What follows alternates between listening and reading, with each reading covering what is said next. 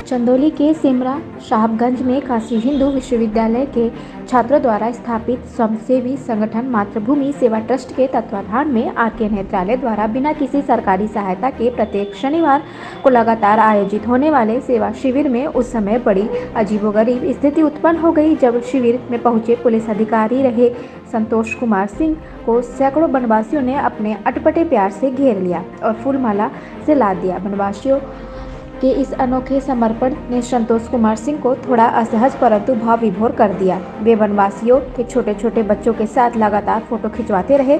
संचालन सुभाष ने और आभार रिंकू विश्वकर्मा ने किया। कार्यक्रम में प्रमुख रूप से मातृभूमि सेवा ट्रस्ट के अध्यक्ष संजय कुमार सिंह, वरिष्ठ पत्रकार आनंद सिंह, रीता पांडे, पंडित सुजीत तिवारी, रामबोला तिवारी, नरेंद्र भूषण तिवारी, शमशेर सिंह, विजय सिंह, सूरज सिंह, मृत्युंजय सिंह, रामनिवास सिंह, राजेश सिंह, मोहम्मद तस्लीम इत्यादि लोग उपस्थित रहे। चंदौली से मोहम्मद तस्लीम की रिपोर्ट।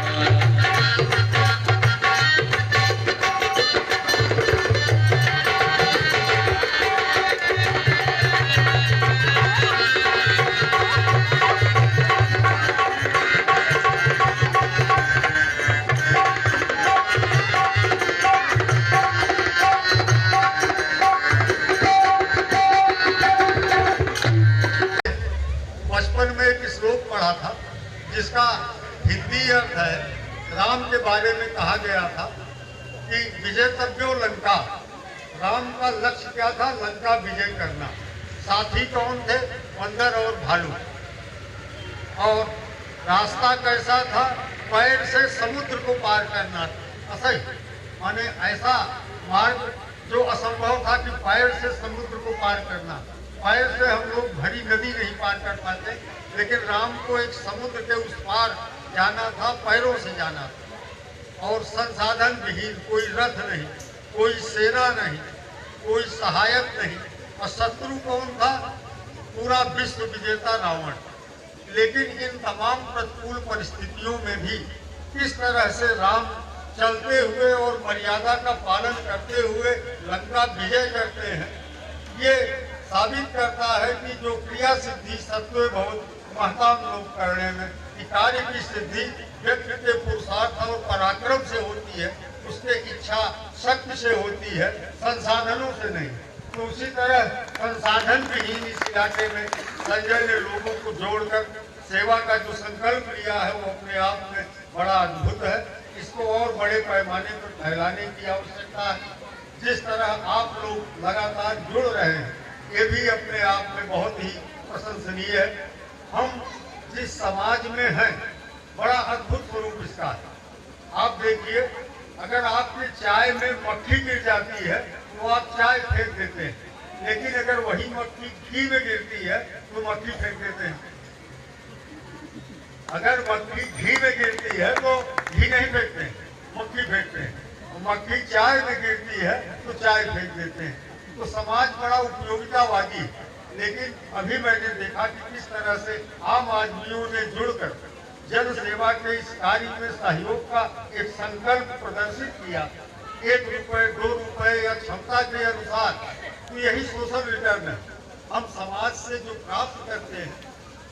अब आप देखिए, यूनिवर्सिटियाँ, मेडिकल कॉलेज जो बनते हैं, एक एक डॉक्टर पर इस देश का करोड़ों करोड़ खर्च होता है, तब एक डॉक्टर बनता है।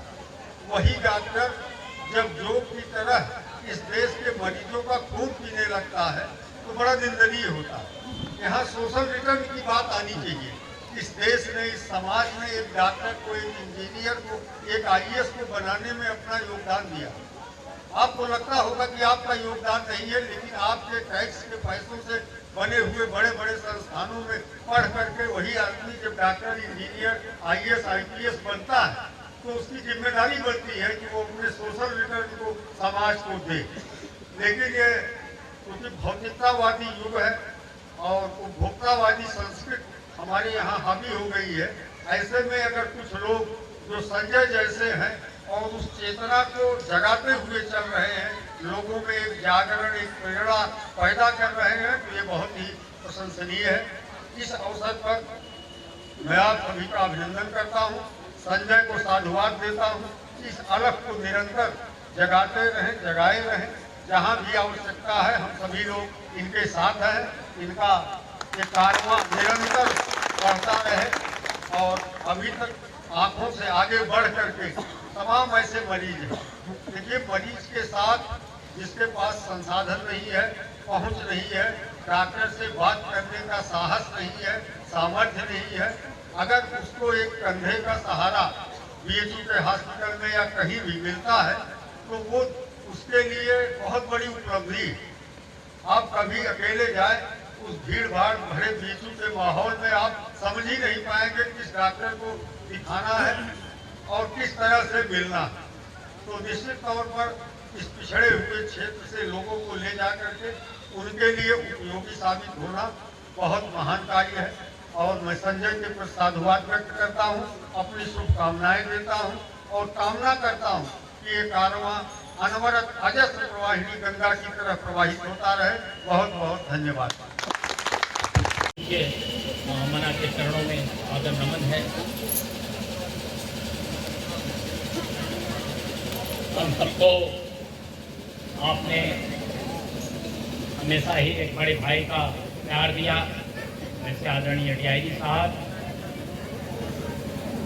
इस मातृभूमि सेवा ट्रस्ट की स्थापना करने वाले, मीडिया की देश स्तर की नौकरी छोड़कर आने वाले संजय जी,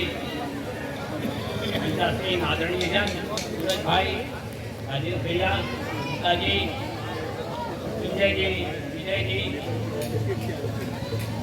एक घटना मुझे आज याद आ गई।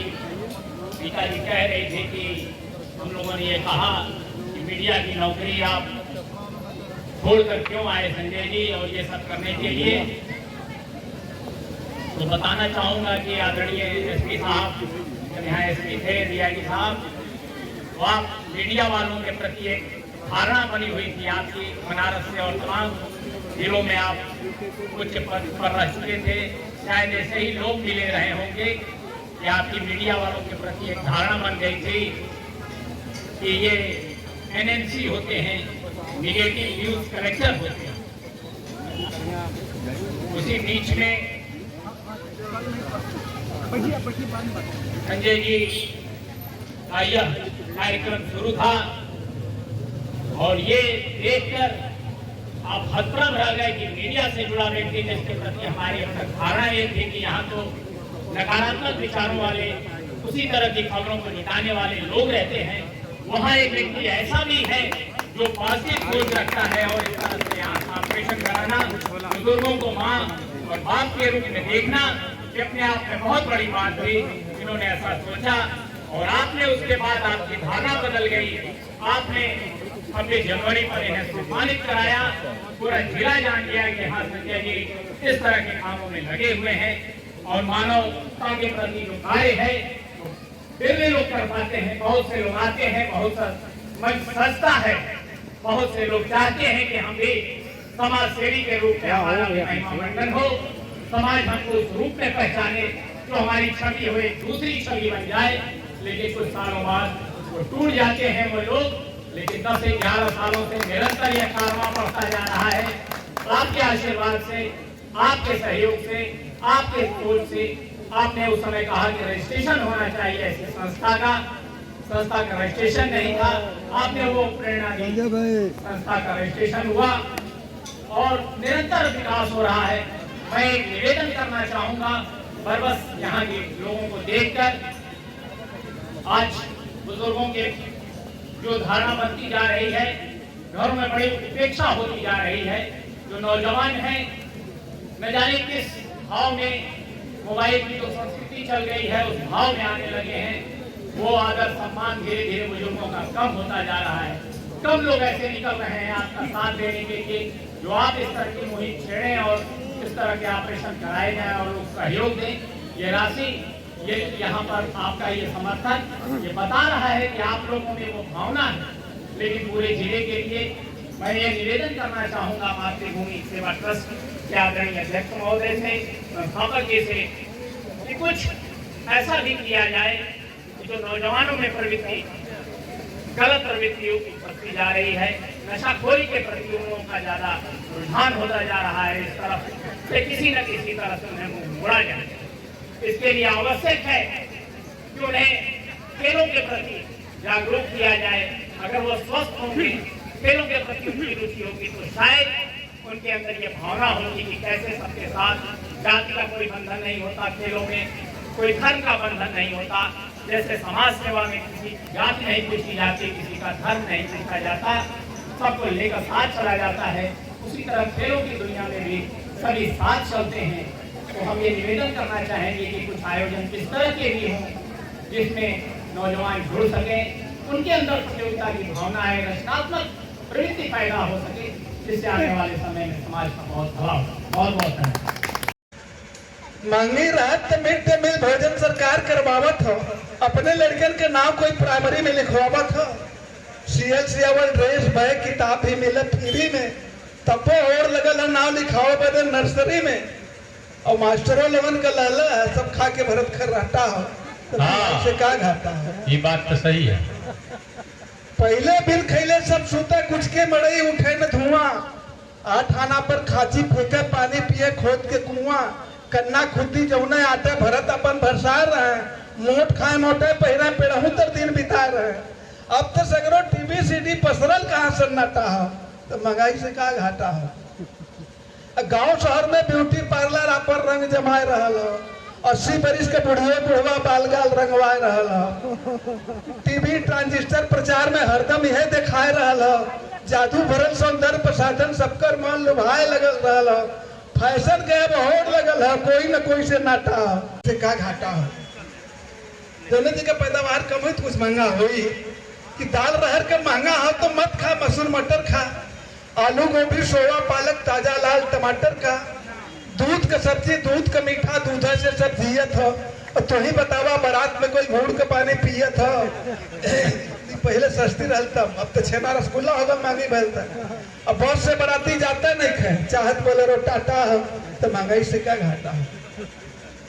घर ही बैठल हित मित से दुख सुख अपन बांट रहा, जख्मी दिल के ऊपर अपने प्यार का मरहम साट रहा, स्कूल कहीं पढ़ाई कहीं दिन भर सैर सपाटा हो, तो महंगाई से क्या घाटा हो।